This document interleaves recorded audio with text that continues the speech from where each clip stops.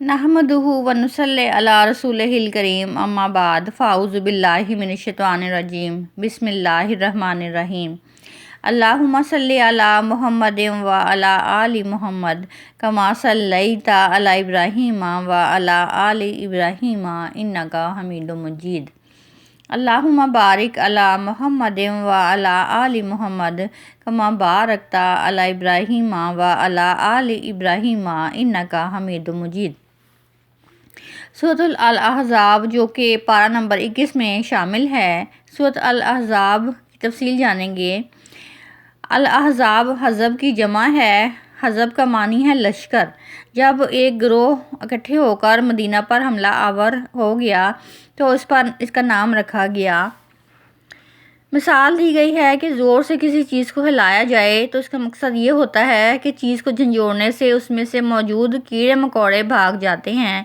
इसी तरह से जब ये वाक़या पेश आया तो मुनाफिकीन भाग गए और उन्होंने सोचा कि हमला हो रहा है। जैसे कि आज इत्तेहादी फ़ौजें इकट्ठी होकर हमला आवर होती हैं, इसी तरह से सब मुनाफिकीन मदीने पर चढ़ दौड़े थे। नबी पाक सल्लल्लाहु अलैहि वसल्लम अल्लाह ताला की तरफ रुजू किए हुए हैं और मुसलमानों की साफबंदी हो रही है। नबी पाक सल्लल्लाहु अलैहि वसल्लम ने जब पूछा कि जंग की मंसूबाबंदी और अपने आप को बचाने के लिए तहफ़्फ़ुज़ कैसे किया जाए, तो हज़रत सलमान रज़ियल्लाहु अन्हा जो कि फ़ारस से थे और अरबी ज़बान जानते थे, उन्होंने कहा कि खंदक खोद दी जाए ताकि दुश्मन पार ही ना हो सके और घोड़े खंदक ना फलांग सकें। नबी पाक सल्लल्लाहु अलैहि वसल्लम को ये तजवीज़ पसंद आई और खंदकें खोद दी गईं और सर्दी की शिद्दत बेइंतहा थी। आप सल्लल्लाहु अलैहि वसल्लम ने सहाबा किराम से पूछा कि कोई तुम में से है जो दुश्मन की फ़ौजों की जासूसी करके लाए। सर्दी की शिद्दत इतनी थी कि हर आदमी ही सिमटा हुआ था और 3 दफ़ा आप सल्लल्लाहु अलैहि वसल्लम ने इरशाद फरमाया कि है कोई तुम में से। सब खामोश रहे। दहशत, सर्दी, खौफ का माहौल था। फिर आप सल्लल्लाहु अलैहि वसल्लम ने खुद इरशाद फरमाया कि मैं नामज़द करता हूँ, हुज़ैफ़ा रज़ियल्लाहु तआला अन्हा तुम जाओ। हज़रत हुज़ैफ़ा रज़ियल्लाहु अन्हा ने कहा कि फिर मुझे बादल नख्वास्ता खड़ा होना पड़ा, लेकिन जैसे मैं आप सल्लल्लाहु अलैहि वसल्लम की अताअत में कदम बढ़ाया तो मुझे ऐसे लगा कि जैसे मुझे गर्म कंबल ओढ़ दिया गया है। मैं कुफार के पास गया, वो आग जलाकर बैठे थे, मैं भी बैठ गया। उनको शुबा हो गया कि कोई अजनबी आ गया है। अबू सुफियान जो सरदार था वो तब मुसलमान नहीं हुआ था और ज़ीरक था। हर आदमी दूसरे का हाथ पकड़कर पूछने लगा कि तुम कौन हो और कहाँ से आए हो और किस कबीले के हो। हुज़ैफ़ा रज़ियल्लाहु अन्हु ने कहा कि मैंने ये होशियारी दिखाई कि मैं चूँकि पहले नंबर पर बैठा था, मैंने फ़ौरन दूसरे का हाथ पकड़कर पूछ लिया कि तुम कौन हो। इस तरह से मुझ पर शक ना आया। फिर मैं जासूसी की खबर लेकर आ गया और आकर बताया। वापसी पर मुझे ऐसे महसूस हो रहा था कि जैसे दोबारा से मुझे सर्दी महसूस हुई और पहले वाली कैफियत सर्दी ना लगने वाली ख़त्म हो गई और मुसलमानों के लिए बहुत बड़ी आजमाइश थी। मुसलमानों ने साबित कदमी का मुजाहरा किया। जंग की नौबत नहीं आई। अल्लाह ताला ने ऐसी हवा चलाई कि दुश्मनों की हंडियाँ भी हवा में उड़ने लगी और सब दुम दबाकर भागे। मुसलमान जो निकले तो साबित कदम रहे। सूरत अल-अहज़ाब की मज़ीद तफसील ये है कि इस सूरत का नाम आयत नंबर 20 के लफ्ज़ अल-अहज़ाब से मख़ूज़ है। इस सूरत के मज़ामीन 3 अहम वाक़यात से बहस करते हैं। नंबर 1 ग़ज़वा अहज़ाब, नंबर 2 शवाल 5 हिजरी में जो पेश आया था, ग़ज़वा बनी कुरैज़ा और ज़िलक़दा 5 हिजरी में पेश आया और सैयदा ज़ैनब से नबी पाक सल्लल्लाहु अलैहि वसल्लम का निकाह जो कि ज़िलक़दा 5 हिजरी में हुआ। इन तारीख़ी वाक़यात से सूरत का ज़माना नज़ूल मुतय्यन हो जाता है। जिस तरह सूरत अन-नूर अपने ग्रुप के आखिरी ग्रुप में पूरे ग्रुप की तकमील की हैसियत रखती है, इसी तरह से सूरह अल-अहज़ाब अपने पूरे ग्रुप का जो कि सूरह फुरक़ान से शुरू होता है तकमील व ततमना है। ये ग्रुप ज़्यादातर कुरान और रिसालत के असबाक में है। इस ताल्लुक़ से इस सूरत में चंद बातें बहुत तौर पर नुमायाँ हुई हैं اور جس میں پہلی بات یہ ہے کہ آپ صلی اللہ علیہ وسلم پر بحیثیت رسول جو ذمہ داری اللہ تعالیٰ کی طرف سے ڈالی گئی تھی اس کی وضاحت کی گئی ہے اور بے خوف اس کو ادا کرنے کی تاکید کی گئی ہے۔ دوسری بات، انبیاء اور رسل کے طبقہ کے اندر آپ صلی اللہ علیہ وآلہ وسلم کو جو مرتبہ اور مقام حاصل ہے اس کا بیان کیا گیا ہے۔ امت کے ساتھ آپ صلی اللہ علیہ وسلم کے تعلق کی نوعیت بیان فرمائی گئی ہے اور امت پر آپ صلی اللہ علیہ وسلم کے حقوق اور آپ صلی اللہ علیہ وسلم نے ان کی وضاحت فرمائی ہے۔ تیسری بات، نبی پاک صلی اللہ علیہ وسلم کا درجہ امت کے اندر کیا ہے، یہ اس کی وضاحت کی گئی ہے۔ چوتھی، ازواج مطہرات کا درجہ اور نوعیت اور ان کی نبی پاک صلی اللہ علیہ وسلم کے ساتھ رشتہ کی خاص نوعیت کی وضاحت اور اس عظیم امانت کا حوالہ۔ نمبر 5، انسانوں پر اللہ تعالیٰ کی امانت کیا ہے، اس عظیم ذمہ داری کے حقوق اور فرائض کی یاد دہانی کرائی گئی ہے۔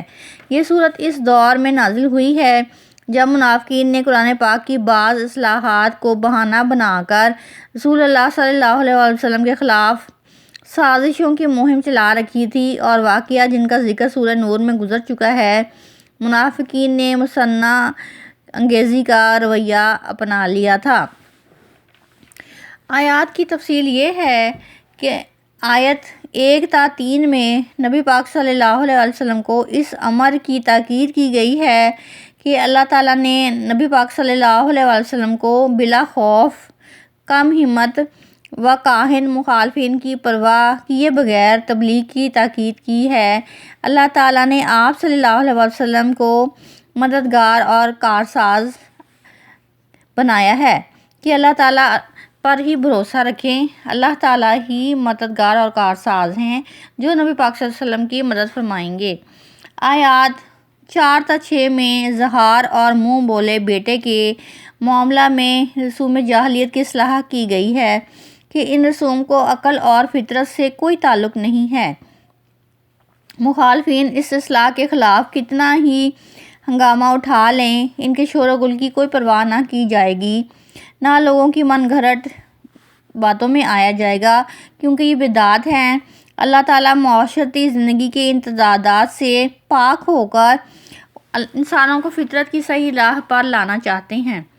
مسلمانوں کو اس بات کی ہدایت کہ منہ بولے بیٹوں کو ان کے باپوں سے منسوب کرو، اگر ان کے باپوں کا پتہ نہ ہو تو ان کو اپنے موالی کے درجہ میں رکھو، بیٹوں کا درجہ دینے کی کوشش نہ کرو۔ اب تک رسوم جہالیت کے زیر اثر جو کچھ بھی ہوا ہے اس سے اللہ تعالیٰ نے درگزر فرمایا ہے، لیکن اب ان وضاحتوں کے بعد کوئی گنجائش باقی نہیں رہ جاتی۔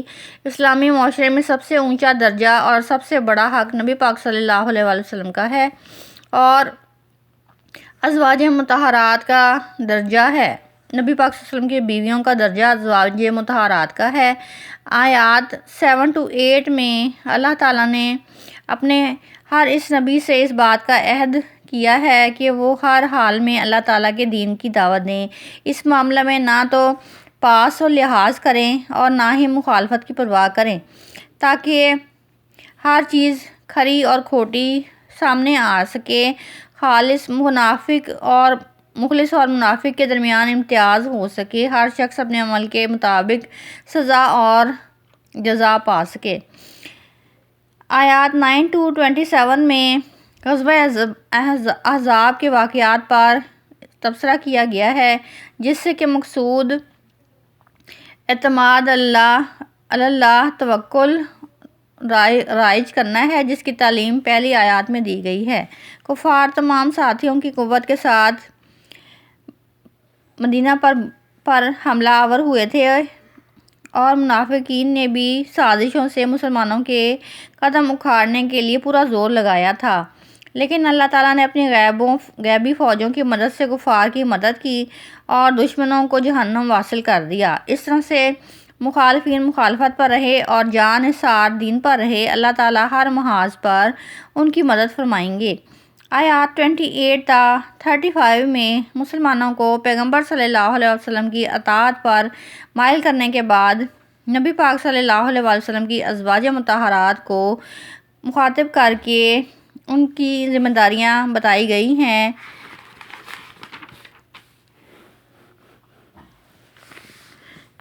کہ نبی پاک صلی اللہ علیہ وسلم کے ساتھ نسبت رکھنے کی وجہ سے ان کے درجے بھی اونچے ہیں. اگر وہ اپنی ذمہ داریاں ادا کریں گی اور تو ان کے لیے اچھا ہے، ورنہ ام المومنین کے لیے سزا بھی بڑی سخت ہے. آیات 36 تا 40 میں حضرت زید رضی اللہ عنہ، حضرت سیدہ زینب رضی اللہ عنہ کے واقعہ کی طرف اجمالی اشارہ کیا گیا ہے، جس میں سے یہ حقیقت واضح فرمائی گئی ہے کہ جب کسی معاملے میں اللہ اور اس کے رسول صلی اللہ علیہ وآلہ وسلم کوئی فیصلہ صادر فرما دیں تو کسی مسلمان کے لیے اس میں اعتراض کی کوئی گنجائش باقی نہیں رہتی. اللہ تعالیٰ اور اس کے رسول صلی اللہ علیہ وسلم کا حق سب سے بڑا ہے. اگر اس کے بعد حضرت زید کے واقعے کا بیان ہے کہ نبی پاک صلی اللہ علیہ وسلم نے حضرت زینب کے ساتھ ان کا نکاح کر کے ان کی عزت افزائی کی، مگر کچھ ہی عرصے بعد علیحدگی ہو گئی اور نبی پاک صلی اللہ علیہ وسلم نے خود ان سے حضرت زینب رضی اللہ عنہا سے عقد نکاح کرنا چاہا، لیکن اس سے اور فتنہ کھڑا ہونے کا اندیشہ تھا کہ حضرت زید اور رضی اللہ عنہ نبی پاک صلی اللہ علیہ وسلم کے منہ بولے بیٹے کی حیثیت سے تعارف رکھتے تھے اور زمانہ جاہلیت میں انہیں حقیقی بیٹا ہی سمجھا جاتا تھا. آیات 41 تا 48 میں مسلمانوں کو یہ ہدایت کہ زیادہ سے زیادہ اپنے آپ کو اللہ کی یاد میں مشغول رکھو. نبی پاک صلی اللہ علیہ وسلم کی بعثت کی شکل میں اللہ تعالیٰ نے ایک عظیم نعمت ان پر نازل فرما دی ہے تاکہ کفر کی تاریکیوں سے نکال کر ایمان کی روشنی میں لے آئیں. اگر وہ اس روشنی میں انہوں نے قدر نہ کی تو انہیں دنیا اور آخرت دونوں میں کامیابی حاصل نہیں ہو سکے گی. نبی پاک صلی اللہ علیہ وسلم کو خطاب کر کے آپ صلی اللہ علیہ وسلم کے فریضہ منصبی کی یاد دہانی کہ اپنے خلق کے اپنے قوم کے لیے اپنے دین کی شہادت دینے والے بنیں اور آپ صلی اللہ علیہ وسلم اللہ تعالیٰ کے دائمی اور خلق کو کفر و شرک سی طریقوں سے نکالنے کے لیے ذریعہ ہدایت ہیں.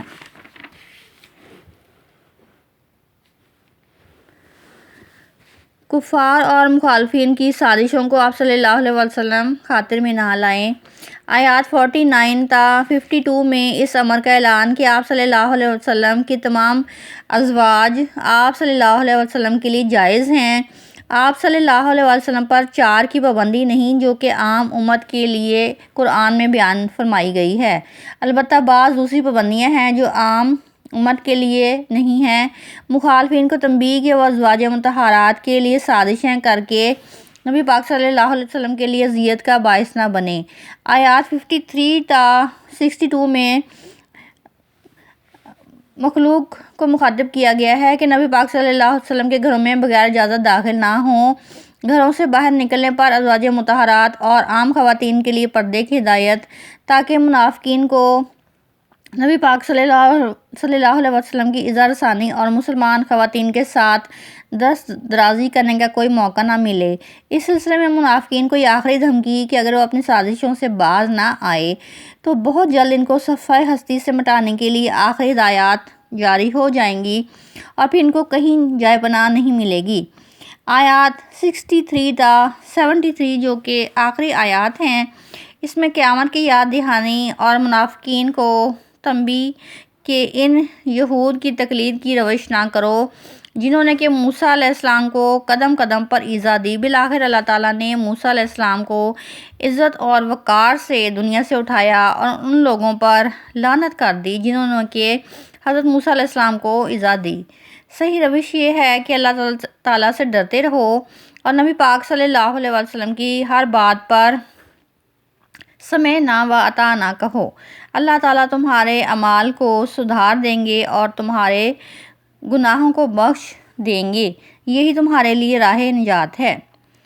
پارہ نمبر 21 میں سورۃ الاحزاب کی یہی معلومات تھیں. اللہ تعالیٰ ہم سب کو سننے اور سمجھنے کی توفیق عطا فرمائے اور قرآن پاک کے حوالے سے درست بات زبان پر جاری کرے. وآخر دعوانا ان الحمدللہ رب العالمین.